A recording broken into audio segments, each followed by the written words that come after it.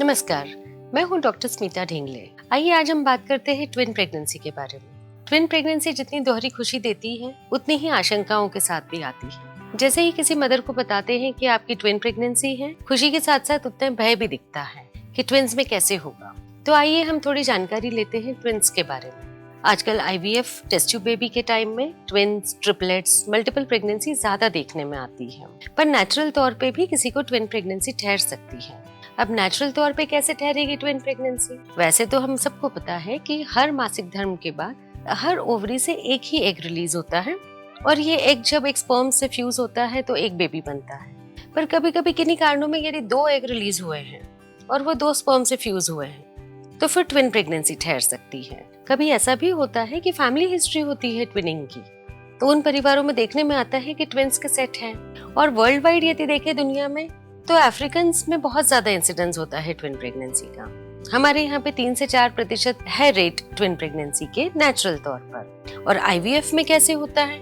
इसमें IVF में embryo बाहर बनाया जाता है और फिर वो एम्ब्रियो मदर के यूट्रस में बच्चादानी में ट्रांसफर किया जाता है। अब हमें इतनी मेहनत के बाद, इतनी ट्रीटमेंट के बाद जब बच्चा कर रहे हैं तो रिजल्ट्स अच्छे चाहिए हैं, तो हम 1 या 2 एम्ब्रियो ट्रांसफर करते हैं। तो जब 2 एम्ब्रियो ट्रांसफर करे हैं और दोनों ही इम्प्लांट हो गए, यानी वो प्रेगनेंसी पनप गई है यूट्रस में, तो ट्विन प्रेगनेंसी ठहर जाएगी। तो इस तरह से मल्टीपल प्रेगनेंसीज हम देखते हैं कि आज की तारीख में इंसिडेंस इसका ज्यादा है।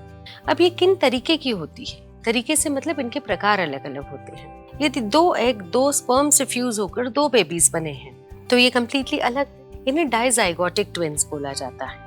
ये कम्प्लीटली अलग अलग होते हैं। मानिए ये 2 अलग बच्चे हैं पर एक समय पे पनपे हैं यूट्रस के अंदर, तो ये दिखने में अलग होंगे, इनके सेक्स अलग होंगे। हो सकता है लड़का लड़की हो, 2 लड़कियां हो या 2 लड़के हो। ये कम्प्लीटली नेचर पे रहेगा, प्रकृति पे रहेगा। तो इनको सरल भाषा में नॉन आइडेंटिकल ट्विन्स भी कहा जाता है। कभी कभी ऐसा होता है कि एक ही एग एक स्पर्म से फ्यूज हुआ है और फिर ये आगे डिवाइड हो गए हैं। अभी कौन से समय पे डिवाइड हुए, इससे अलग अलग वैरायटीज होती है। पर यदि बहुत जल्दी डिवाइड होके और 2 अलग बेबीज बने हैं तो ये एक ही मटेरियल से बनके और आगे डिवाइड हुए, तो ये मोनोजाइगोटिक ट्विन्स हैं। तो ये सेम सेक्स वाले होते हैं, ये दिखते एक जैसे हैं, तो इनको आइडेंटिकल ट्विन्स कहा जाता है। अब इन प्रेगनेंसीज को अलग अलग है या सेम है, इसके आधार पर हम जानकर और इनके लिए प्लानिंग करते हैं। क्योंकि यदि ये अलग वाले हैं, इनकी चीजें अलग रहेंगी, इनकी कॉम्प्लिकेशंस अलग रहेंगी, सेम वालों की चीजें अलग रहती हैं। तो इनके लिए जानकारी हमें होना, डॉक्टर्स को, और आपको बताना और इसकी देखभाल करना, इसकी प्लानिंग करनी पड़ती है। अब जैसे मैंने बताया कि यदि 2 अलग एम्ब्रियोज हैं और वो इम्प्लांट हुए हैं तो इनको हम डाइकोरियोनिक डायएमनियोटिक ट्विन्स कहते हैं, जिनमें प्लेसेंटा अलग है, यानी कि जो माँ और बच्चे के बीच का कनेक्शन। अब प्लेसेंटा माँ से पूरा ब्लड सप्लाई लेके बेबी को देता है, सारा वेस्ट भी जो रहता है वो बेबी से प्लेसेंटा के थ्रू ममा के पास जाता है। तो इन बेबीज का इंडिविजुअल एग्जिस्टेंस है, अलग अलग अपना काम कर रहे हैं पर एक ही यूट्रस में पनप रहे हैं। अब जब हम सोनोग्राफी करते हैं बिल्कुल शुरू वाली, 6 से 8 हफ्ते वाली या 8 से 10 हफ्ते वाली, उस टाइम पर हमें ये क्लियरली दिख जाता है कि भाई प्रेगनेंसी ट्विन्स है या ट्रिपलेट है। यदि ट्विन्स है, ट्रिपलेट है, तो ये कौन सी वैरायटी का है ये हमें जानना बहुत जरूरी है इसी टाइम पर। और हम इसी समय पर देखकर इसको डिवाइड कर देते हैं कि ये एक ही प्लेसेंटा वाले ट्विन्स है यानी मोनोकोरियोनिक है, या 2 अलग प्लेसेंटा और 2 अलग सैक वाले यानी डाइकोरियोनिक है। और ये फिर हम आपको भी बता देते हैं, घर परिवार वालों को भी बता देते हैं, इसकी एक पिक्चर भी आपको साथ में देते हैं, ताकि आप अगली बार समझो मेरे पास नहीं आए, किसी और डॉक्टर के पास गए हैं, तो उन्हें भी ये आइडिया रहे कि ये प्रेगनेंसी डाइकोरियोनिक है या मोनोकोरियोनिक है। क्योंकि इससे प्लानिंग बहुत बदल जाती है। अभी हम इसके बारे में विस्तृत चर्चा करेंगे। अब डाइकोरियोनिक प्रेगनेंसी है यदि, तो इसके प्लेसेंटा अलग है, सैक अलग है। अब इन बच्चों की देखभाल भी अलग तरीके से होगी। मोनोकोरियोनिक में होता है कि प्लेसेंटा एक ही है या फिर इनके बीच में हल्का पर्दा है या नहीं है, ये भी जानना बहुत जरूरी हो जाता है। तो जब प्लेसेंटा एक होता है तो ये इस स्थिति को ऐसे समझिए कि भाई एक प्लेट में हमने 2 बच्चों को खाना दिया है। अब इस प्लेट में से कौन से बच्चे ने कितना खाया है समझ में नहीं आता है, तो उस पर निगरानी रखनी होती है हमें। उसी तरह से जब मोनोकोरियोनिक ट्विन्स होते हैं तो उस पर बहुत निगरानी रखनी पड़ती है, क्योंकि कभी कभी इस प्रेगनेंसी में ब्लड सप्लाई उलझ जाने से कॉम्प्लिकेशंस आते हैं। तो जब भी ट्विन बात होती है तो हमें जानना हो जाता है कि कहीं मोनोकोरियोनिक तो नहीं है, मुझे इसकी ज्यादा देखभाल करनी होगी, इसके कॉम्प्लिकेशंस के बारे में ज्यादा ध्यान रखना होगा। तो मोनोकोरियोनिक में अलग अलग वेराइटीज आती है और ये डिपेंड करता है कि वो जो भ्रूण अलग अलग हुए थे वो किस टाइम पर हुए थे। यदि बहुत जल्दी हो जाते हैं तो प्लेसेंटा ही सेपरेट हो जाता है, तो ये डाइकोरियोनिक होगा।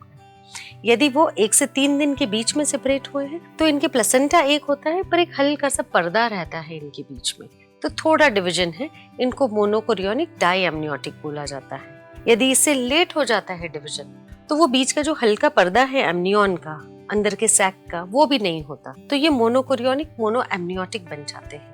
अब इनके बीच में कोई पर्दा नहीं है, कोई डिवीजन नहीं, तो प्लेसेंटा एक है, सैक भी एक है, इनकी कॉर्ड आपस में उलझने का डर रहता है, तो मोनोकोरियोनिक मोनोएमनियोटिक, इसको बहुत बार मोमो ट्विंस भी बोला जाता है। इनमें कॉम्प्लिकेशंस के रेट और ज्यादा होते हैं। और फिर आते हैं जब ये डिवीजन बहुत ही लेट हुआ हो, जब तक एम्ब्रियो बन चुका है, बच्चे के अंश बन चुके हैं, तो बहुत बार ये चिपके हुए बच्चे जो आप कभी मेले में देखते हैं, फिल्मों में देखते हैं या न्यूज़पेपर में पढ़ते हैं, तो ये वो वैरायटी बन जाती है कॉन्जॉइंट ट्विंस वाली। तो ये कौन सी वैरायटी के ट्विंस है, इसलिए हमें जानना बहुत जरूरी हो जाता है कि उससे उसकी हम प्लानिंग जान सके, कॉम्प्लिकेशंस जान सके, हम तैयार हो सके, परिवार तैयार हो सके। तो ट्विंस की वैरायटी हुई डाइकोरियोनिक डायएमनियोटिक, इनमें कॉम्प्लिकेशंस थोड़े कम होते हैं। अब ये बात तो तय है कि सिंगल प्रेगनेंसी के मुकाबले ट्विंस में थोड़ी सी परेशानियां ज्यादा रहेंगी, पर फिर भी यदि डाइकोरियोनिक ट्विंस हैं तो इनमें तकलीफें थोड़ी कम रहती है मोनोकोरियोनिक के कंपैरिजन। मोनोकोरियोनिक वो ट्विंस है जिसमें प्लेसेंटा एक है और पर्दा उनके बीच में एमनियन का है या नहीं है। और ये सबसे अच्छी जानकारी हमें 8 से 10 हफ्ते वाले स्कैन में मिल सकती है। यदि समझो उसमें स्कैन नहीं हुआ है या जिस डॉक्टर ने किया है उन्होंने इसके बारे में जानकारी नहीं दी है या ये एक्सपीरियंस पे भी डिपेंड करता है, तो कम से कम अब जो एंटी स्कैन है वो हर किसी का होना ही है। तो एंटी स्कैन वाले टाइम पर इस चीज को बोल्ड लेटर्स में सबको एक्सप्लेन किया जाए कि ये कौन सी वैरायटी का ट्विन है और उसके आधार पे प्रेगनेंसी की प्लानिंग होगी। इसके बारे में हम एक और वीडियो में विस्तृत चर्चा करेंगे कि इन प्रेगनेंसीज का ध्यान आगे कैसे रखा जाए। तो इस तरह से आपको उम्मीद है कि समझ में आया होगा कि ट्विंस की वैरायटीज कौन कौन सी होती है। धन्यवाद।